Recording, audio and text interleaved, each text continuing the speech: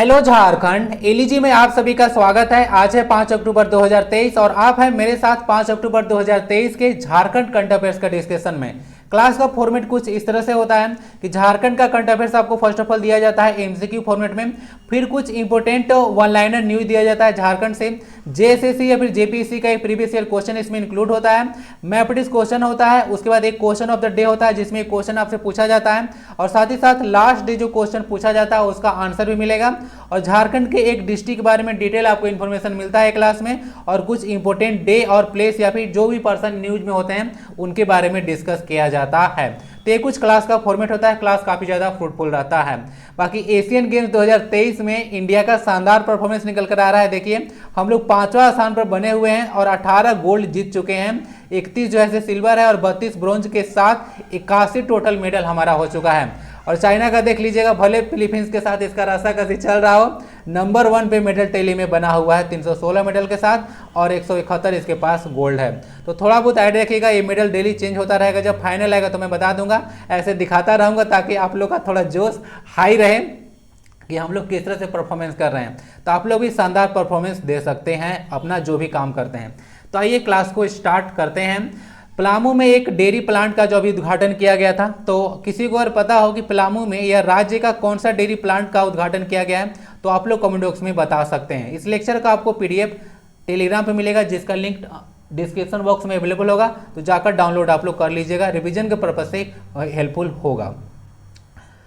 बाकी एंड तक जरूर बने रहिएगा, वीडियो काफ़ी ज़्यादा फ्रूटफुल रहेगा। 20 मिनट लगभग मैं लूँगा और 20 मिनट देखने के बाद आपको ये नहीं लगेगा कि आपका एक भी मिनट मैंने बर्बाद किया। तो आइए क्लास को स्टार्ट करते हैं। Let's gear up.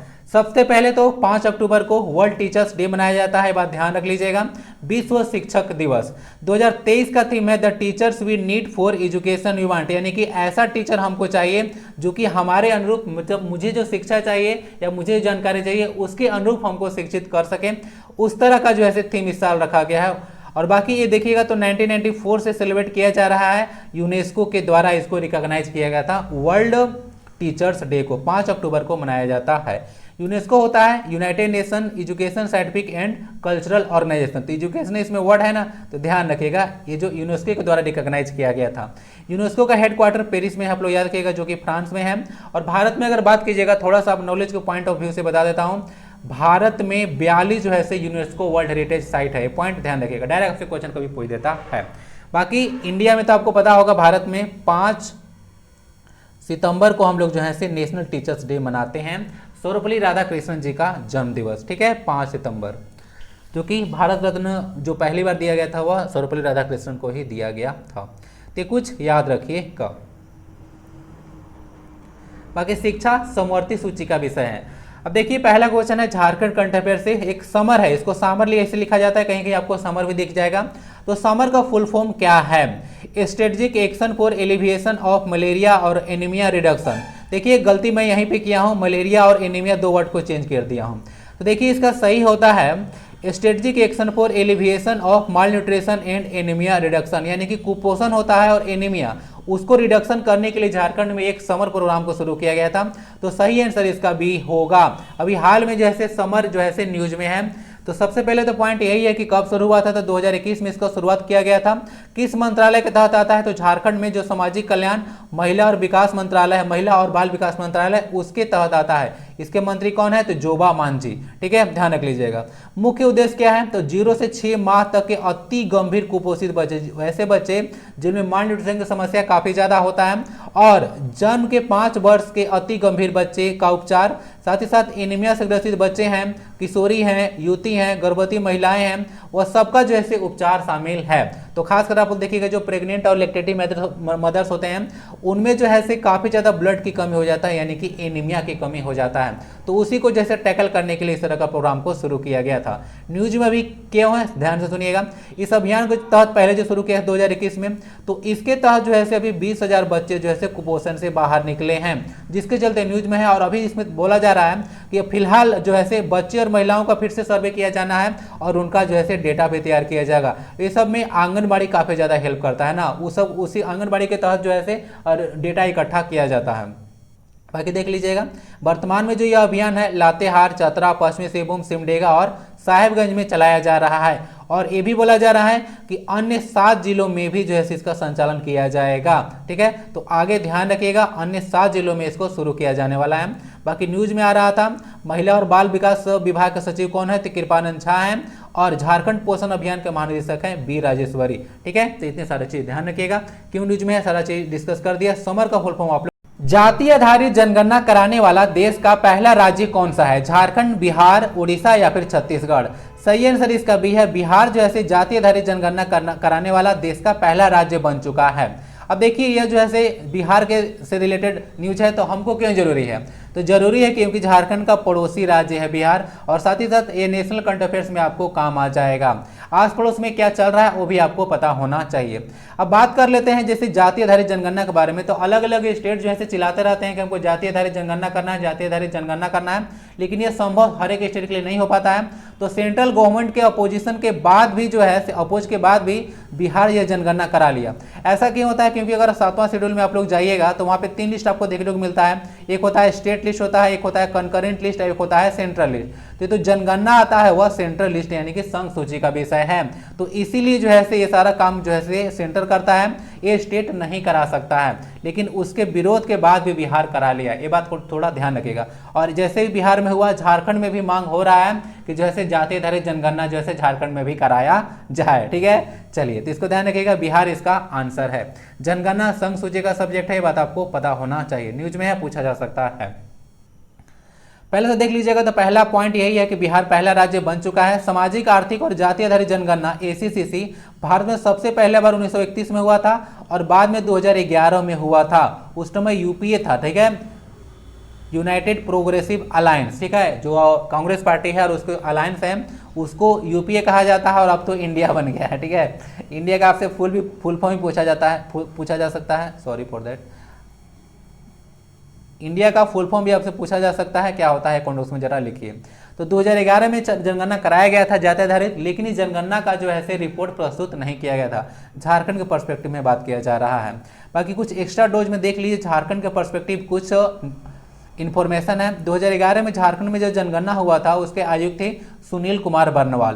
बाकी झारखंड की जनसंख्या पता होगा 3.29 करोड़ है, स्पेसिफिक में बताऊं 329,88,134 इतना जनसंख्या है, 3,29,88,134। जनसंख्या के दृष्टिकोण से देखिएगा तो झारखंड का भारत में स्थान 14वां है और एरिया वाइज देखिएगा तो 15वां है। ठीक है, 2.72% हमारा जो है कुल जो है पॉपुलेशन है 2011 की जनगणना देखिएगा तो भारत का बोला जा रहा है।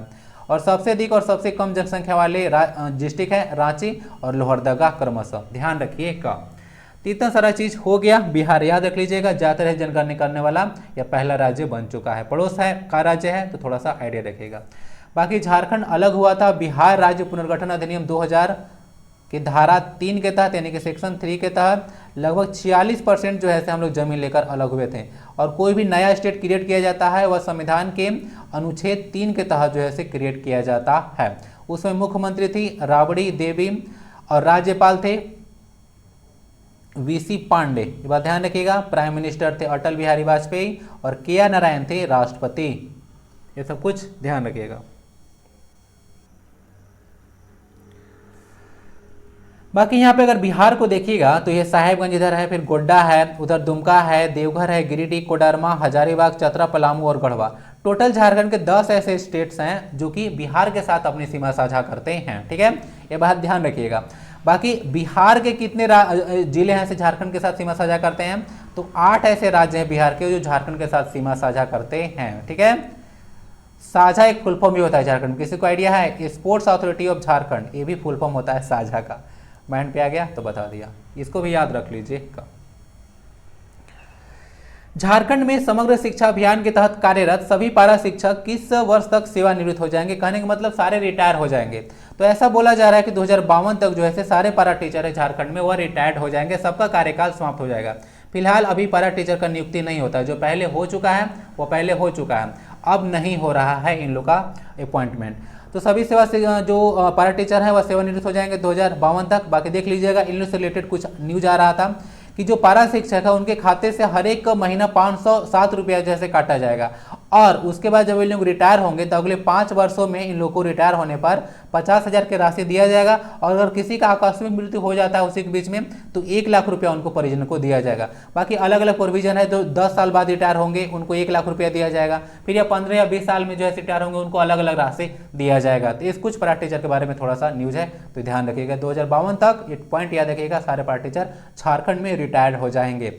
बाकी झारखंड शिक्षा परियोजना परिषद, इसको बोलते हैं झारखंड एजुकेशन प्रोजेक्ट काउंसिल होता है ना, तो इसको देख लीजिएगा। इसके निदेशक हैं किरण कुमार पासी।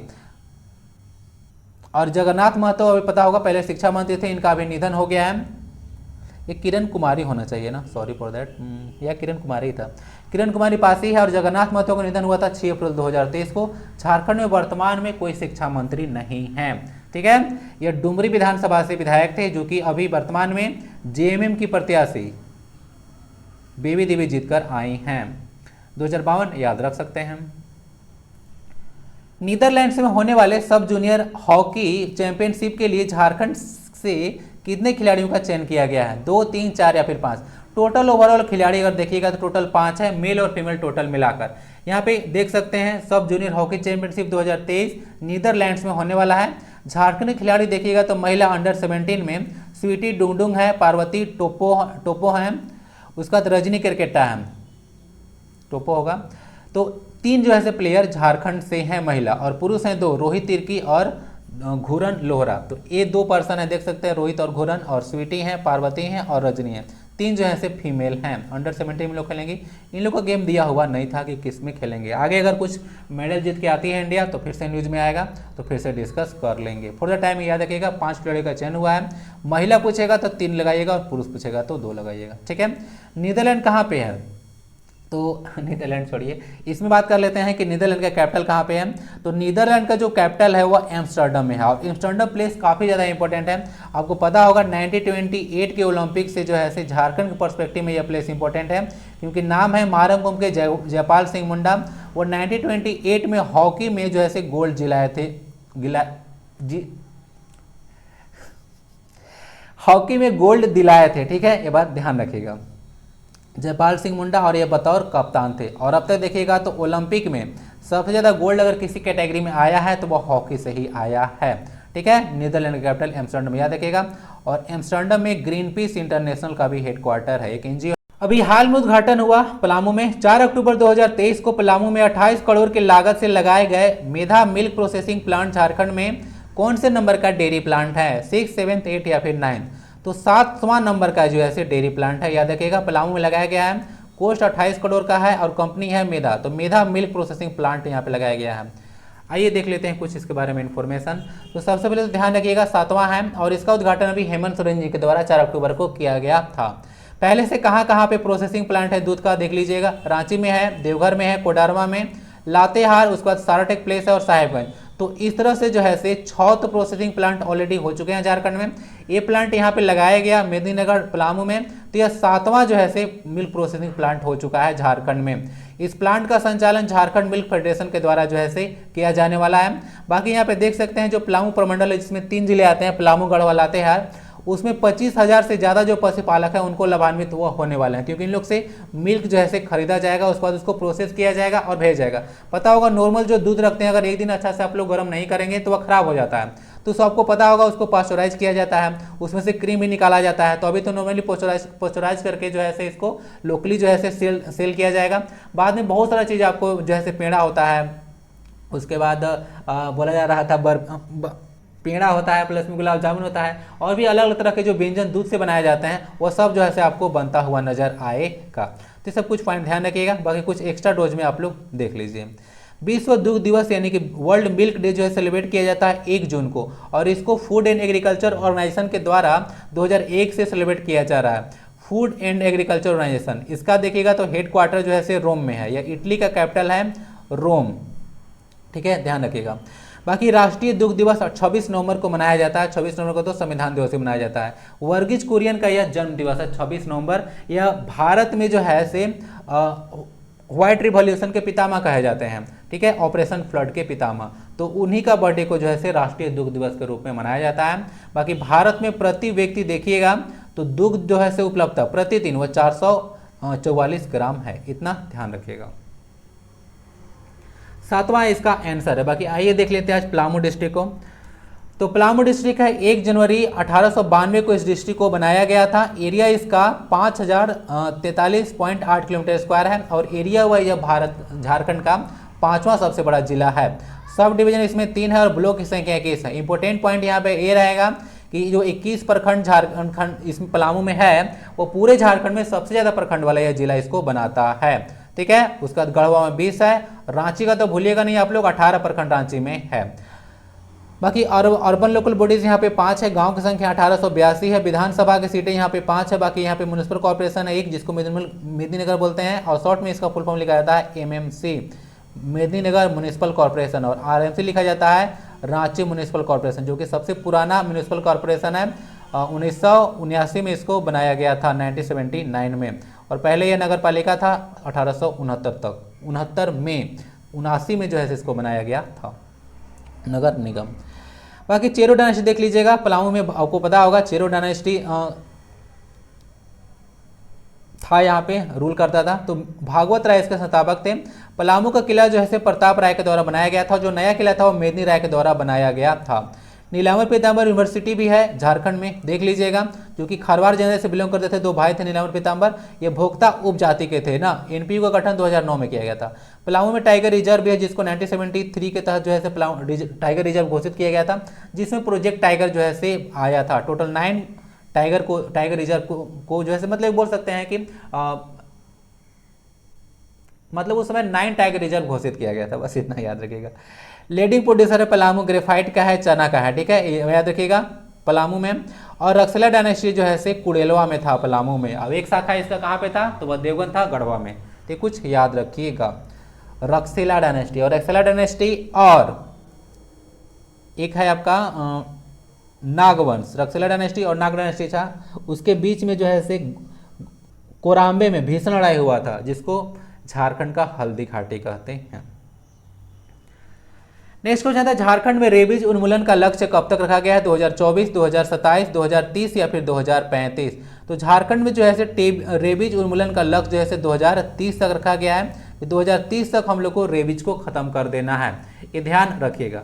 तो सबसे पहला पॉइंट तो यही है कि रेबीज उन्मूलन 2030 तक लक्ष्य रखा गया है। कुछ ध्यान से सुनिएगा, जो रेबीज होता है वो वायरस से होने वाला बीमारी है, ठीक है, और एक जूनोटिक बीमारी है। जूनोटिक बीमारी क्या होता है? तो जूनोटिक बीमारी कुछ ऐसे बीमारी होते हैं जो कि एनिमल से मैन में जो है फैल जाता है। मैन मतलब बोलिए एक तरह से ह्यूमन में फैल जाता है, मैन सिर्फ मत बोलिए, सब में फैल सकता है। तो वायरस से होने वाला डिजीज है, एक जूनोटिक बीमारी है, जो कि एनिमल से ह्यूमन में फैल सकता है। वायरस का नाम इसका देख लीजिएगा, इसको बोला जाता है न्यूरोट्रोपिक लैसा वायरस ना। बाकी ये क्वेश्चन आपसे रहेगा, रेबीज का टीका जो है किसने विकसित किया था? PDF में डाल दूंगा, आप लोग से क्वेश्चन रहेगा, रेबीज का टीका किसने विकसित किया था? 2030 आप लोग याद रखिएगा, ठीक है।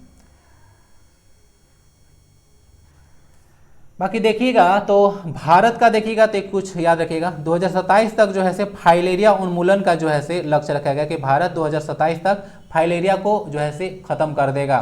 फाइलेरिया को हाथी पाँव बोला जाता है, तो इसको समझ लीजिएगा। वर्ल्ड का लक्ष्य है कि 2030 तक फाइलेरिया को खत्म करना है।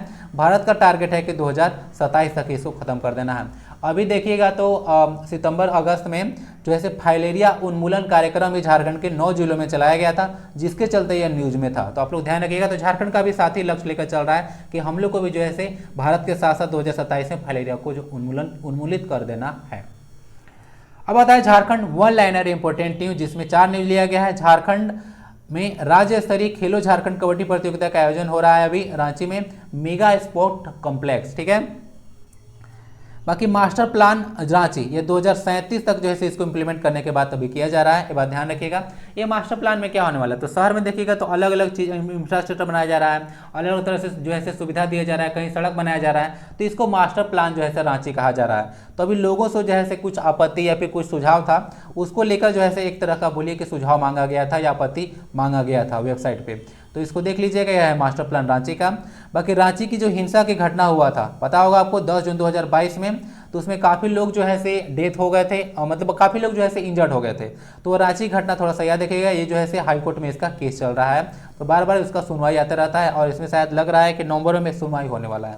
तो देखिए आगे क्या होता है, न्यूज में आएगा तो डिस्कस करूंगा। फॉर द टाइमिंग आप लोग डेट डायरेक्ट याद रखिएगा, ये डेट आपसे पूछा जा सकता है, काफ़ी ज़्यादा न्यूज में रहा था लास्ट ईयर। बाकी बिहार में न्यायिक सेवा में अभी ईडब्ल्यूएस को 10% आरक्षण दिए जाने की बात किया जा रहा है। ये होता है इकोनॉमिकली वीकर सेक्शन, ठीक है, ये बात ध्यान रखिएगा। न्यायिक सेवा में यानी कि जुडिशियल जो सर्विस होता है उसमें 10% आरक्षण अभी बिहार में दिया जाएगा। आस पड़ोस का चीज़ है तो पड़ोसी के बारे में जानकारी थोड़ा सा रखना चाहिए। बाकी अब आता है हमारा next section, Jharkhand mathematics question. तो बोला जा रहा है कि 4 जिला दिया गया है, इसको आपको पश्चिम से पूर्व क्रम में लगाना है। गोड्डा है, रांची है, गढ़वा और बोकारो है। तो अगर मैप में देखिएगा तो 2 जिला तो आपको माइंड में क्रिस्टल क्लियर होगा। गोड्डा आता है संथाल परगना डिस्ट्रिक्ट में और गढ़वा आता है इधर पलामपुर में। तो सबसे इधर पश्चिम में और सबसे पूर्व में जिले ये हो गए। तो देख लीजिएगा, गढ़वा है सबसे पश्चिम में और गोड्डा होगा सबसे पूर्व में। तो 2 ऑप्शन तो आपका सही कट चुका है ना। बाकी एक रांची है, गढ़वा यहाँ पे आंसर ऐसे ही आपको डी मिल चुका है। गढ़वा सबसे पश्चिम और गोड्डा सबसे पूर्व। देख लीजिएगा इधर जो ऑप्शन था उसमें बोला जा रहा है। तो ये तो सबसे पहले गढ़वा हो गया, उसके बाद एक रांची था, एक बोकारो था, एक गोड्डा था, ठीक है। और गोड्डा मैं पहले ही बोल चुका हूँ, ऑलरेडी क्वेश्चन पूछा चुका है कि झारखंड के किस हिस्से में है। तो इधर देख लीजिएगा, इधर नॉर्थ और ईस्ट पड़ेगा। तो नॉर्थ ईस्ट यानी कि उत्तर पूर्व दिशा में है गोड्डा डिस्ट्रिक्ट, संथाल परगना में यह पड़ता है। और यहाँ पे माँ योगिनी शक्तिपीठ है जिसको 52वां शक्तिपीठ बोला जाता है। कहाँ पे है, तो लखन पहाड़ी विलेज में। और गोड्डा में अडानी का एक पावर प्लांट भी लगाया गया है ना, हाल में न्यूज में रहा था। आंसर इसका डी है। तो देख लीजिए, मैथमेटिक्स आपको करते चलना है, हर एक डिस्ट्रिक्ट को आप लोग लोकेशन को देखते चलिए। क्वेश्चन किसी भी तरीके से पूछा जा सकता है। मुख्यमंत्री रघुवर दास द्वारा शुरू की गई सौभाग्य योजना का उद्देश्य झारखंड राज्य के आर पार सभी गाँव को क्या उपलब्ध कराना है? पेयजल, बिजली, सुलभ शौचालय या फिर बालिकाओं को मुफ्त शिक्षा। यह है जेसीसी एक्साइज 2016 में पूछा गया क्वेश्चन। तो देखिए इसका आंसर बी है। तो सबसे पहले तो ये बात ध्यान रखिएगा कि जो सौभाग्य योजना था वह प्राइम मिनिस्टर नरेंद्र मोदी जी के द्वारा 2017 में सितंबर 2017 में शुरू किया गया था। इसका फुल फॉर्म देख लीजिए, होता है प्रधानमंत्री सहज बिजली हर घर योजना, यानी कि ये सौभाग्य योजना कहा जाता है कि यह प्रधानमंत्री सहज बिजली हर घर योजना है। तो इसका मुख्य पर्पज था कि बिजली उपलब्ध कराना है, ठीक है। बोला जाता है कि 100% जो है इलेक्ट्रीफाइड जो है करना है। ऐसे तो बोला जाता है गवर्नमेंट के द्वारा, चाहे वो सेंट्रल गवर्नमेंट हो या स्टेट गवर्नमेंट हो, कि हम लोग 100% इलेक्ट्रीफाई कर दिए किसी स्टेट को। लेकिन अभी भी झारखंड में एक बार न्यूज पढ़ रहा था कि बोलते हैं कि हम लोग जैसे 100% इलेक्ट्रीफाई कर दिए। कुछ विलेज ऐसा था वहाँ आज भी जो है ढिबरी जलता है, ठीक है। तो मुझे तो पता ही नहीं चलता है कि जो लोकल में लोग प्रशासन होते हैं वो सब किस तरह से काम करते हैं कि अगर कोई गांव में पोल तक नहीं गड़ाया है, ऐसा न्यूज आता है, तो वहाँ पर लोग क्या करते हैं, गवर्नमेंट का पैसा क्यों खा रहे हैं, ठीक है। कुछ अगर ग्राउंड लेवल पर काम ही नहीं कर रहे हैं, तो इसी तरह का हरकत भी देखा जाता है। तो समझ लीजिएगा ये बिजली से रिलेटेड है। रघुवर दास के द्वारा शुरू किया गया था। रघुवर दास झारखंड में ऐसे मुख्यमंत्री थे जो कि पहली बार अपना पूर्ण कार्यकाल पूरा किए थे। दूसरा बात है, यह पहले गैर आदिवासी मुख्यमंत्री थे रघुवर दास। यह झारखंड के 6ठे मुख्यमंत्री थे, याद रख लीजिएगा। हेमंत सोरेन जी 5वें मुख्यमंत्री थे, इनका अपॉइंटमेंट दूसरी बार है। अब ऐसे ओवरऑल देखिएगा तो अभी वर्तमान वह 11वें मुख्यमंत्री हैं। चलिए, तो इतना सारा तो हो चुका है।